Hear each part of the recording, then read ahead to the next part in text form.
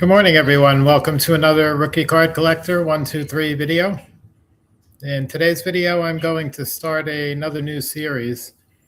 This series, I'm going to cover the 10 rarest playing days cards of some of my favorite ball players, mainly pre-war, but also including post-war, and primarily baseball, but may throw in a few football, basketball, hockey here and there as well. So it should be a fun series. Hopefully I cover just about everyone's favorites at some point. For the players that have a lot of rare playing days cards, especially the pre-war guys, and some of them who played on multiple teams, I'm going to try to do separate episodes for the different teams. So the first subject I'm going to do today is Lefty Grove. Of course, great left-handed pitcher. Kind of split his career almost in half in the major leagues anyway, between the Philadelphia Athletics and the Boston Red Sox. Although prior to that, he did have a 5 or 6 year minor league career with the International League Baltimore Orioles club, back when the Orioles were a minor league team, not a major league club. So Lefty Grove being the first player, the first card I'm going to show, I set these up in chronological order. So it's going to be going from the earliest card of the player to the latest. And I'm going to stick with 10 rarities for each. So the first one I'm going to cover today is going to be actually the earliest Lefty Grove card that exists. And it's this 1921 Tip Top Bread.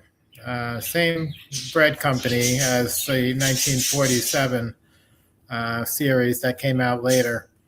1921, though, the Tip Top Bread series only included Baltimore Orioles minor league team players. And of course, Lefty Grove was the star of that club. He had joined the Orioles the previous year, 1920. At one time, I actually owned a panorama photograph of the 1920 Baltimore Orioles, including Grove.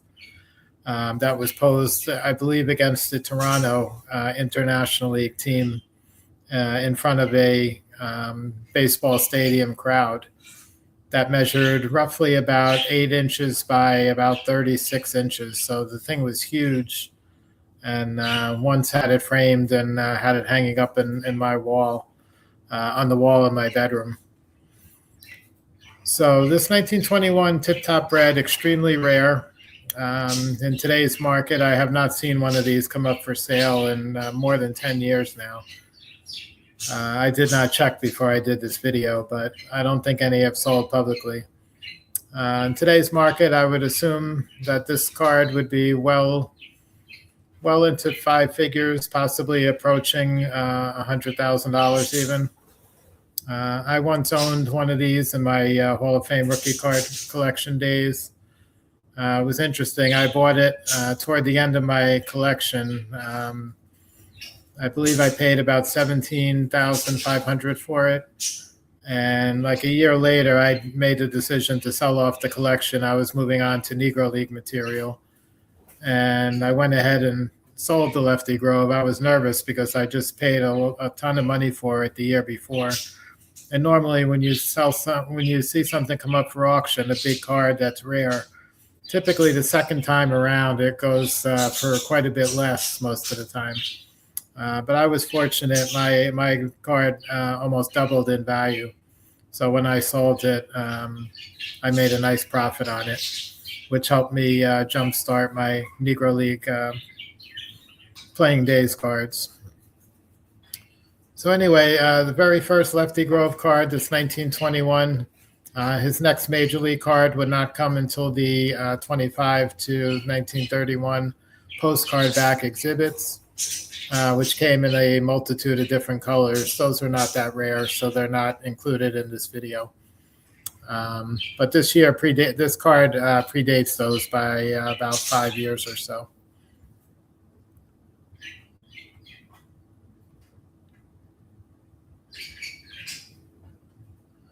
Okay, next one we're going to cover, this is a version very rarely seen of the 1925 to 31 postcard back exhibits that I just mentioned. There's an individual Lefty Grove, which is considered his MLB rookie card. But this one is actually 4 players on one card. And this was the very first time that the Exhibit Supply Company experimented with this concept of, rather than having the full image of individual players on each card, they experimented for the first time with this 4-on-1 format. And at this point, they were not doing all players on the same team. So there was Lou Gehrig, Lefty Grove, Mickey Cochran, and I believe Pete Donahue is the other one on there. And that's in clockwise order, starting with the upper left being Gehrig, of course. And the image on this, the Lefty Grove image on here also is the same image as the one on his individual postcard back exhibit rookie card. So this was produced, it says 25 to 31 on the label. It was actually produced in the later time frame of that. So probably more like 1928, 1929 time frame, maybe even a year or two after that. But the 4-on-1 Lefty Grove, I haven't seen any of these 4-on-1 exhibits come up in a long, really long time, maybe years. So I don't know when the last time this one might have sold. But another Lefty Grove, early Lefty Grove image, extremely rare.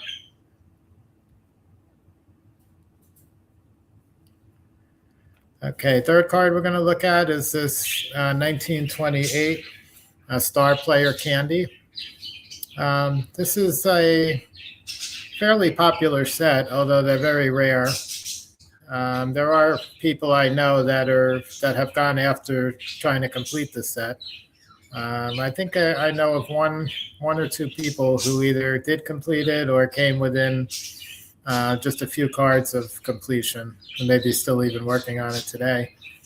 But the Grove, one of the most popular and biggest names in that star player set. Babe Ruth is in there. A whole bunch of stars from that late 1920s era are included as well. And this one, again, same image as the postcard back exhibit, Lefty Grove rookie card.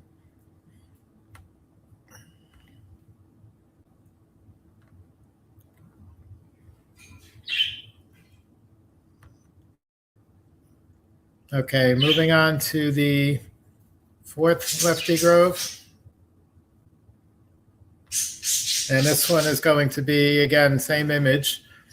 This is the 1929 Leader Novelty Candy card. These came from a candy product. Again, very rare, as all the cards we're going to look at in today's episode are going to be. Only a few examples known of this one. I believe under 5 is the Pop Report Universal.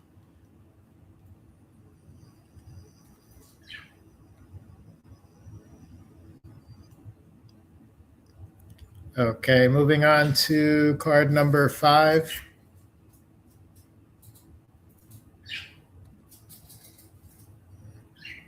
And this one is going to be the 1930 Bagor chocolate. These are very small cards. They measure about 1 inch by 1 inch square. They were produced in Cuba in 1930. And they have many of the major league players from that era. There's a Babe Ruth card from the set. There's a Lou Gehrig card from the set. All of them extremely rare. Population numbers on most of these are in the 5 or so range, 5 to 10 maybe at the most. And these are real photographs that were developed on Cuban cardstock.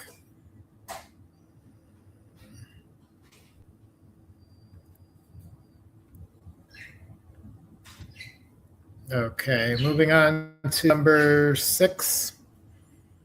And this one is a super rare one. There might only be maybe 2 of these known to exist.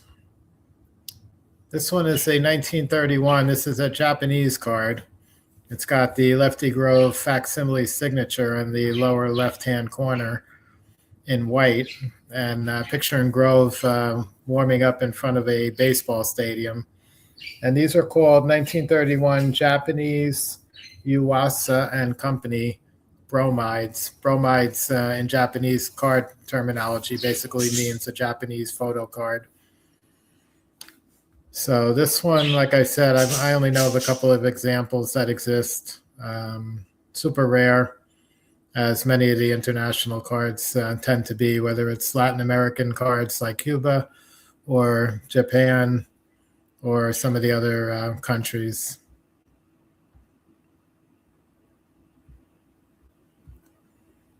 Okay, moving on to number 7.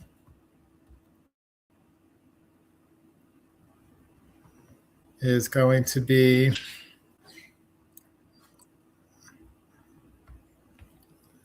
this is the 1931 W502. So this is one of the strip cards.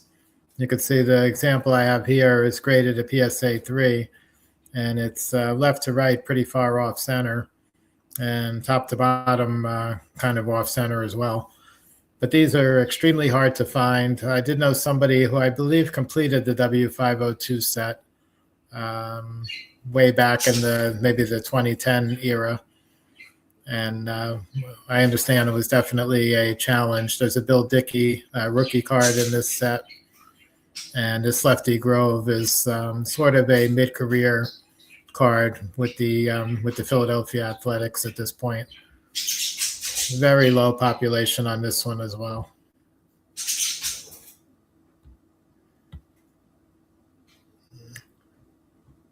Okay, the next one we're going to look at here, another very tough one to find.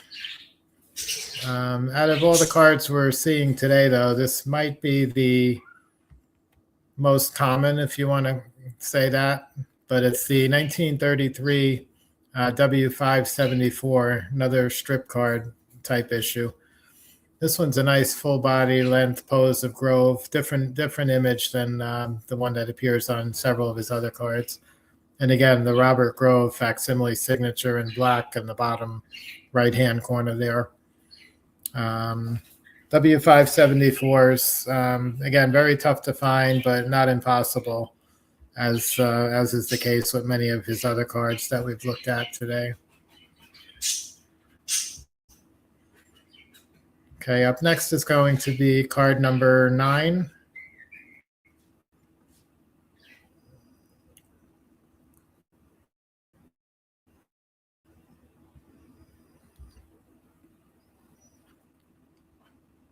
And this one's going to be 1933 again. This is the Rittenhouse, was a candy company that put these out, and they're in the format of a deck of playing cards. Kind of similar to the 1929 to 30 W560s, which are a lot more common. And Lefty Grove does appear in that W560 set. But the Rittenhouse 1933 Rittenhouse candy, much rarer. This one pictures Grove in the diamond suit in red duotone card. And again, population numbers on these are probably in the single digits for just about everybody in there. I believe there's a Babe Ruth in here. There's a Lou Gehrig in here. So again, most of the major stars of that day included.